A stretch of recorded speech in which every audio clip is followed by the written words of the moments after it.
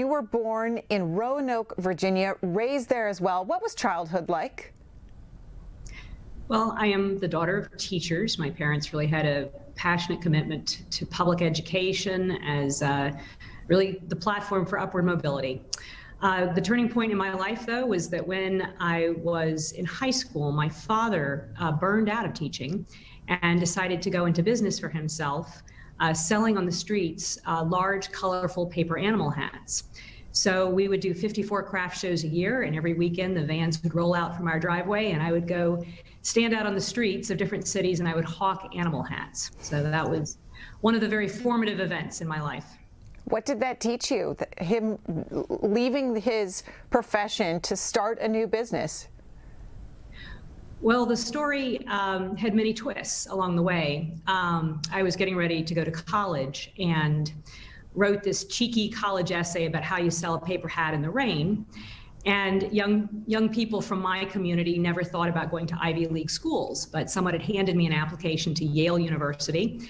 And the night before it was due, I thought, oh heck, I'll give it a try. And I filled out the application and I slapped on that essay, which was about 5 pages over the limit. And I sent it in and I got in. And I was a very good student, of course, but I attribute getting into Yale in part to having this very unique story about the paper hats. So I went to Yale, which was this wonderful experience for my family and my community, that here was this local girl made good. But while I was there, we hit the recession of the early 90s and the hat business went under. And we went bankrupt and lost everything, including our house. So I ended up going to Yale on a Pell Grant, Perkins loans, Stafford loans. People in the community chipped in to help me make it through. I worked really long hours and I made it. When I graduated, the student loan officer sat me down and said, young lady, you have a lot of debt. You need to get a job right away. But my father sat me down and said, Carolyn, I don't want you to forget that this country invested in you. It gave you a world-class education. And with that comes a responsibility to give it back. And that's really formed the core of my commitment to public service. So I've learned a lot of things from the hat business. One is, you take risks and it can take you to unexpected places, hard work, perseverance, and a recognition of a community that really has invested in me, invested in all of us, and the responsibility that comes with that to leave a good future for our children. When your father had to declare bankruptcy, what impact did that have on you? It was a very dark time for my family. We really did not have anything. I remember thinking I didn't have 50 cents to buy a Coke. And so there was a real struggle where we had to think our way and work our way through that.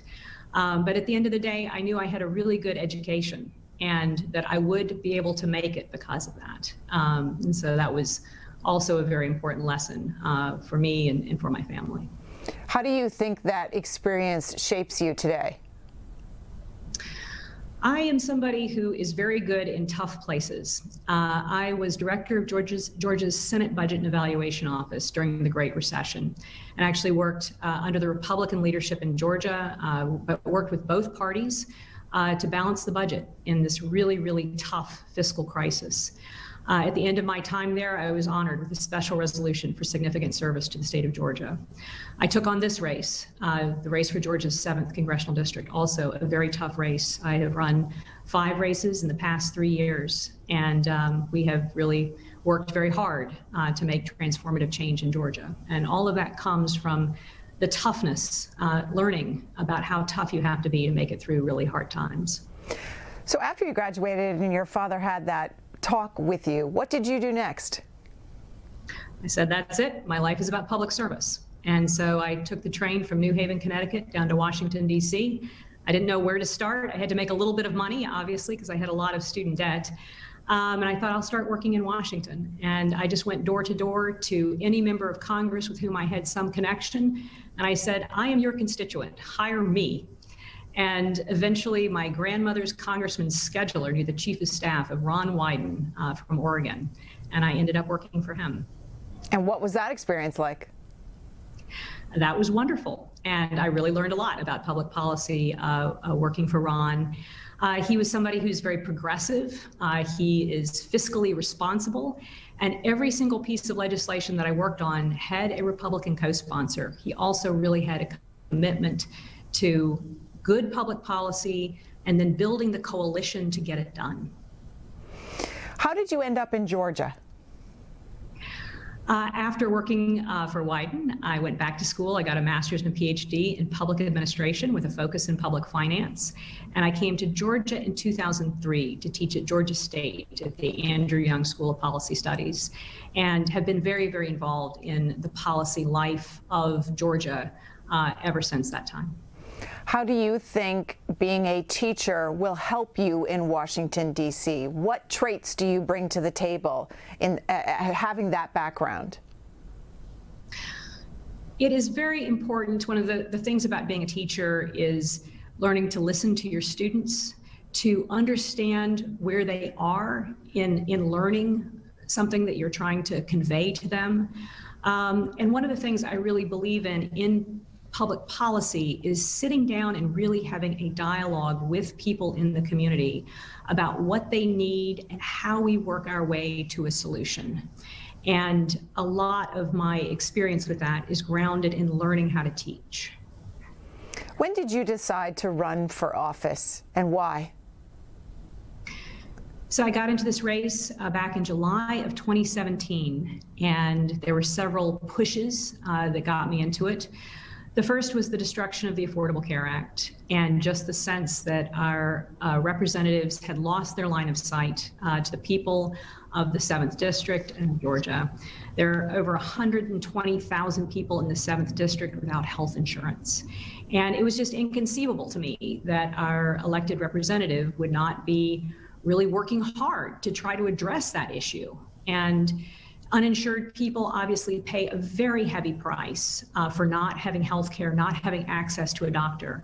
But it also, all of us pay for it as well, because we pay for that uncompensated care and our own rising health insurance premiums. So that was one big issue, that everyone needs quality, affordable health care. The other big push was the election of Donald Trump, and just seeing this president who racist, sexist, anti-immigrant, and someone who didn't seem to understand or respect the democracy itself. So after that election, I sat down with friends and neighbors, and we just said, we are not going to go down this way. And we set up the race for Georgia 7. And in 2018, you ran against Republican incumbent Rob Woodall. You lost that election by only 433 votes. What did defeat teach you? So in that race, we closed a 20 percentage point gap. Representative Woodall had never gotten below 60% of the vote. But with a huge effort, we closed that gap. I came within 433 votes of flipping the seat. And for people in the 7th District, this was like a victory for many people. Nobody thought that that could be done. And so most people would congratulate me on that race just because it was such a huge shift in people's expectations, in people's understanding of their community and what could be done there. So we turned around after that. Congressman Woodall decided to retire. I got back into the race, and we were all determined that we were going to finish the job in this district. In fact, you were one of the only Democrats to flip a Republican seat. What have you told leadership about the next 2 years and what you need to hold on to this seat? Well, what I want to do is to help to build a community in the 7th District and to get things done on their behalf. And that is really why I'm here, why I ran. We need some things. We need some investments in our community. Healthcare obviously is a very, very important issue, but we also are a community that really highly values education and then really needs infrastructure investment, not only just for quality of life, but also to really unlock economic opportunity. So key issues for me are healthcare, education, infrastructure investment, and then some of the democratic reforms, making sure that we protect voting rights, that we have campaign finance reform. Those are some other really key issues for people in the district. When did you become a Democrat, and how do you define it? Well, I was suppose, a Democrat. I worked for Ron Wyden and, believed in many of the policies that he advanced. When I came to Georgia in 2003, I was faculty at the Andrew Young School, and we provided a lot of support for the state legislature and for the governor. And so I really tried to take a more nonpartisan stance and just focus on educating people about good policy. And as sort of things changed, as I saw the destruction of the Affordable Care Act, the election of Donald Trump, I kind of turned back to my roots. Democrats care about people and want to find ways that we can use government effectively and efficiently to solve problems for people. And that is what I am very committed to doing.